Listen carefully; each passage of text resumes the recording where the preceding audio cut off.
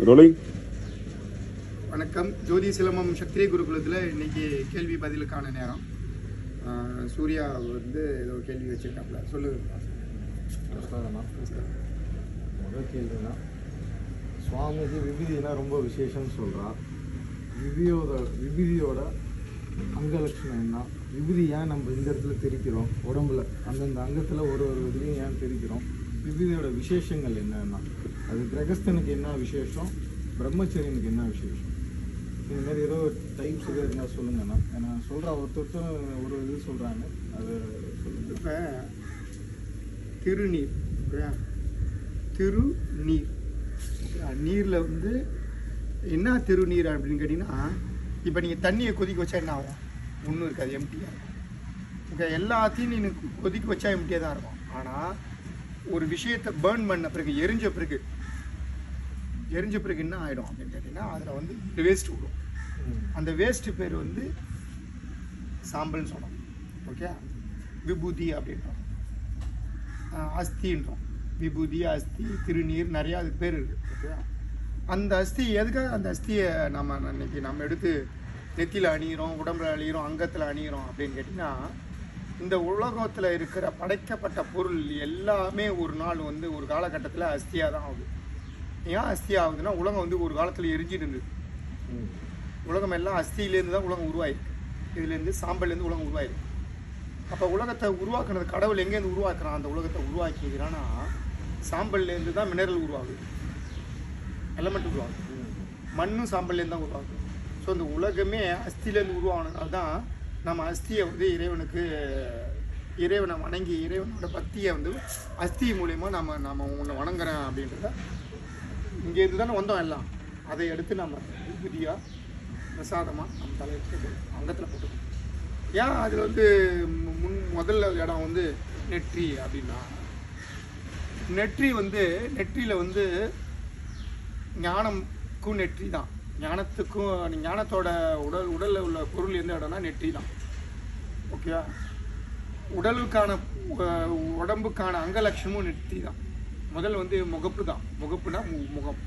அந்த முகத்தில் எது உனக்கு விசேஷமாக பார்ப்பாங்க அப்படின்னு கேட்டால், 2 கண்ணும் நெற்றி தான்.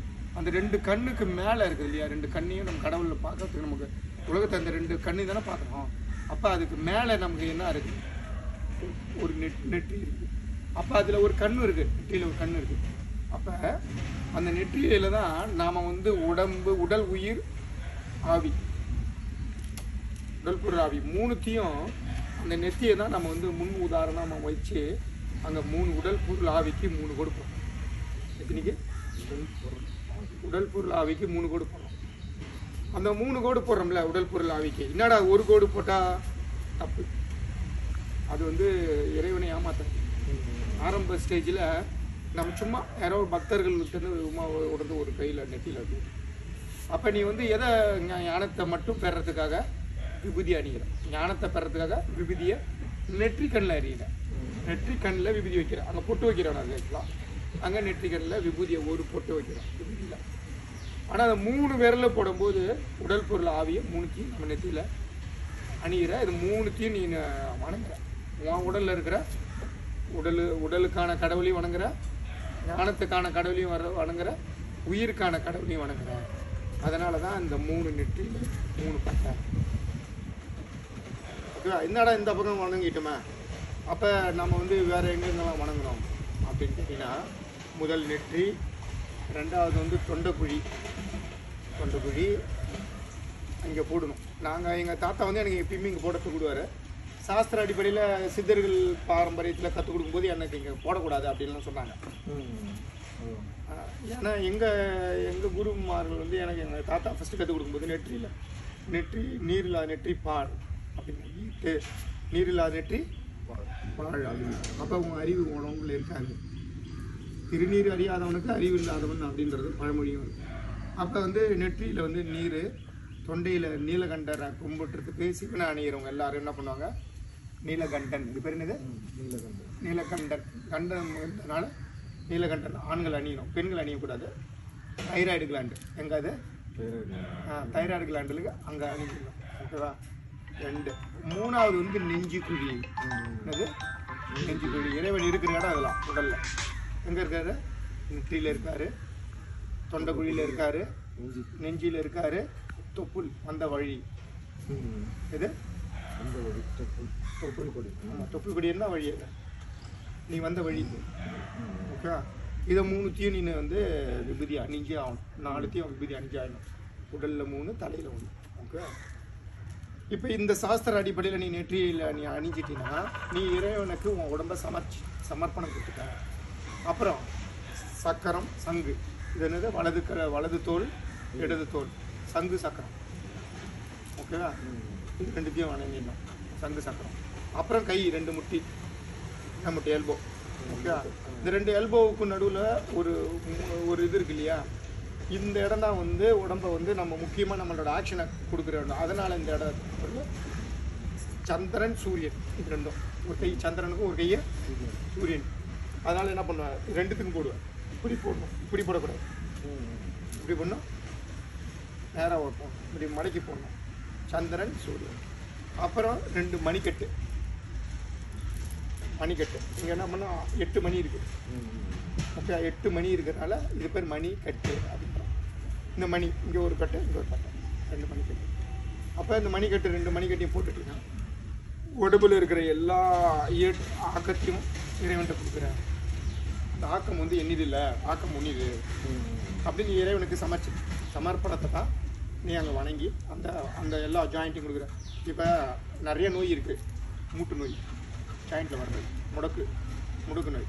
இப்போ இந்த முடக்கு நோயிலேருந்துலாம் நீ விடுபடுறதுக்கு டாக்டரையோ வணங்க முடியாது. டாக்டர் போய் வணங்க முடியாது, டாக்டரை வணங்க முடியாது. இறைவனை மட்டும்தான் வணங்க முடியும். இறைவனை வணங்கினா டாக்டர் அவனை நல்ல டாக்டராக உனக்கு அவரே அனுப்பிவிடுவார்.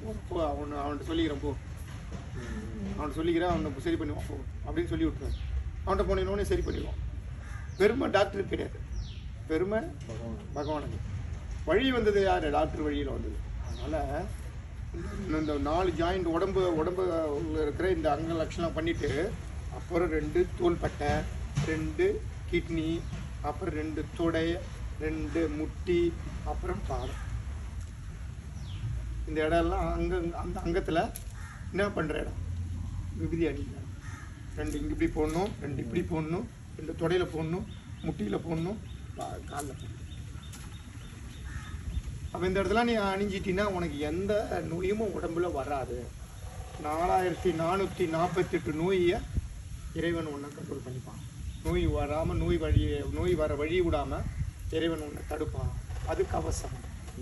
எது கவசம்? அதுதான் உனக்கு வந்து இறைவன் நம்ம வந்து கட்டு போடுறோம்ல, அதுதான் உடம்புக்கு போடுற கவசம். அந்த கவசமாக நீ விபூதி அணிஞ்சினா எந்த நோயுமே வராது. இப்போ இதே வந்து ஆண்களுக்கு போட்டோம்ல, ஆண்களுக்கு சொல்லிட்டுமா? பெண்கள் இந்த அளவுக்கு அணியணுமா? பெண்கள் வந்து விபூதி நேராக விட்டுட்டு மேலே போடணும். அவங்க எங்கே கொடுணும்? மூக்கு முனை இருக்க, மூக்குக்கும் நெற்றிக்கும் நடுவு. அப்புறம் வந்து நெற்றிக்கும் தலைக்கும் அந்த இடம் லட்சுமி இடம், இது 2. அப்புறம் வந்து இந்த இடம் கீழ் தாழ்வாங்க. அப்புறம் வந்து 2 கண் பொட்டு. அவ்வளோதான் பெண்கள். ஏன்னா அவங்களோட அவங்க என்னத்துக்குன்னா அவங்களோட மோகம் வந்து யாரையும் அழிச்சிடக்கூடாது. என்னை பார்த்து யாரும் மோகம் கொள்ளக்கூடாது, என்னை பார்த்து யாரும் ஆசைப்படக்கூடாதுன்னு அவங்க கடவுள் வேண்டாங்க. இப்போ இருக்கிறவங்க என்ன பண்ணுறாங்க? ஆசை வரணும்னு வேண்டுறாங்க. அப்போ என்ன பண்ணுறாங்கன்னா, அப்போ வந்து பெண்கள் வந்து என்ன வேண்டிப்பாங்கன்னா, என்னை அழகாக தெரியக்கூடாது, என் அழகு யாருக்குமே தெரியக்கூடாது, என் அழகை பார்த்து அழகு தான் நான் பயங்கரம், அழகை பார்த்து தான் எல்லாம் அடையணும்னு ஆசைப்பட்றாங்க. அழகு தெரியக்கூடாது அப்படின்றனால பெண்கள் வந்து அந்த கடவுளை இறைவன்கிட்ட வேண்டுவாங்க. அழகாக தெரியக்கூடாதுன்னு யாருக்கும், என் கணவனுக்கு மட்டும் நான் அழகாக இருந்தால் போதும், வேறு யாருக்கும் என்னவா தெரியக்கூடாது, அந்த அழகை வெளியே தெரியப்படுத்தக்கூடாது அப்படின்னு இறைவனை வேண்டுவாங்க. இப்போ இருக்கிறவங்க என்ன பண்ண, மேக்கப் போயிட்டு கணவனுக்கு மட்டும் நான் அசிங்கமாக இருந்தால் போதும், மற்றவங்களுக்காக அழகாக இருக்கணும் அப்படின்ற அளவுக்கு இன்றைக்கி உலகம் கல்வி உலகத்தில் நடந்துட்டுருக்கு. ஏன் அப்படின்னு நான் சொல்கிறேன்னா, மேக்கப். ஏன் மேக்கப்? அழகுனா என்ன? உடலில் இருக்குது, உள்ளத்துலேயும் குணத்துலேயும் இருக்குது, குணத்துலேயும் இருக்குது. அந்த அழகை வந்து அவங்க வந்து பரிசிக்காத மேக்கப் பண்ணின்னு அழகை சுற்றி அழகாக போட்டு சுற்றுறது என்ன பார்த்தா அவனை என்ன பார்த்துட்டு இன்னொரு கெட்டவன் தான் உன்னை பார்த்துட்டு அழகாகுன்னு சொல்ல போகிறான். ஒரு நல்லவனுக்கு அழகு என்ன தேவை? நல்லவனுக்கு அழகை பற்றி தெரியும்ல. இறைவனுக்கு அழகாக தேவை அறிவு, குணம், உள்ளம். இதுதான் நம்ம கடவுள் பார்க்குறது. அழகை பார்க்குறது அழகு வந்து இறைவனுக்கு உரிய சொத்து, நமக்கு உரிய சொத்து இல்லை. அது ஏன்னா அழியக்கூடியது. எதெல்லாம் அழியக்கூடியதோ எல்லாமே கடவுளுக்கு உரிய சொத்து தான். நம்ம வந்து எதையுமே வந்த ஆற்றலில் நம்ம செஞ்சுட்டு போக வேண்டியது, அவ்வளோதான்.